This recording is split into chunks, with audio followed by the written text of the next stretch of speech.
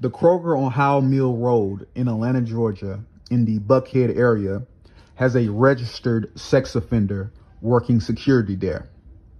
A man by the name of Devon Durham from Florida is a registered sex offender there, and he's working as a armed security guard at this very store.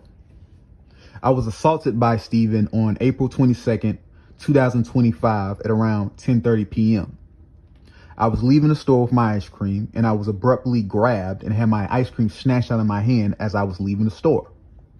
I don't know why I was singled out. I don't know why I was the only person he spoke to. I don't know why I was the only person he stopped. A fellow customer tried to show him the receipt I had left at the self-checkout line for the ice cream I purchased, and he completely blew her off. He never examined the receipt during the entire incident. Even when the police showed up, he never even looked at the receipt. The manager, a woman by the name of Andrea Zeigler, I think that's how you pronounced it.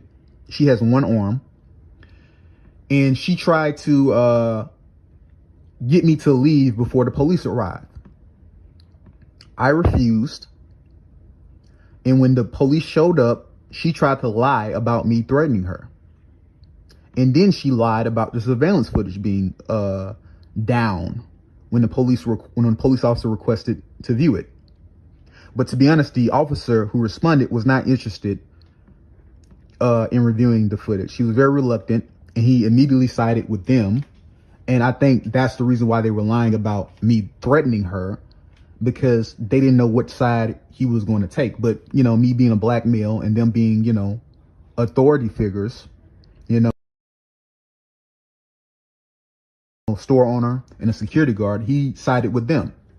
The officer, a foreigner by the name of Andrea Zeigler, told me that if I leave the store without a receipt, then the security guard has the right to put his hands on me in order to ascertain whether I stole anything or not.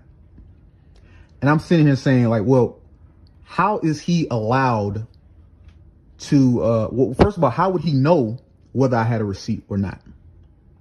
You know what I'm saying? Because I'm not legally required to show him my receipt or tell him I have one. You know what I'm saying? Like, so how can he legally detain me for refusing to do something that I'm not legally required to do? Under Georgia law, you're not legally obligated to show anyone your receipt. And I'm not legally obligated to put up with him detaining me or putting his hands on me or confiscating the items that I purchased. Now, he had a gun. If he didn't, we would have been fighting. Okay? If I had a gun, he would have got shot.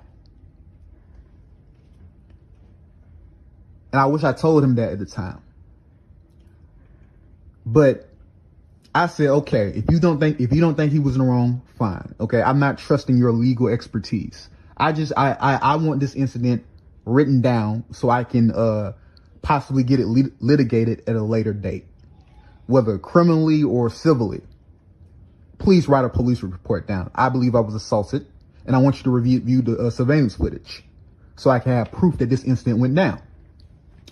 He reluctantly asked for the surveillance footage, and Andrea told him that they couldn't get it. And then he told me that he would write a police report, and he told me to call this number, and they gave me the runaround. But basically what I want people to know is that this Kroger is very, this Kroger is not a Kroger that people need to be going to if they're going to be treated like this. You know, and plus it has a registered sex offender.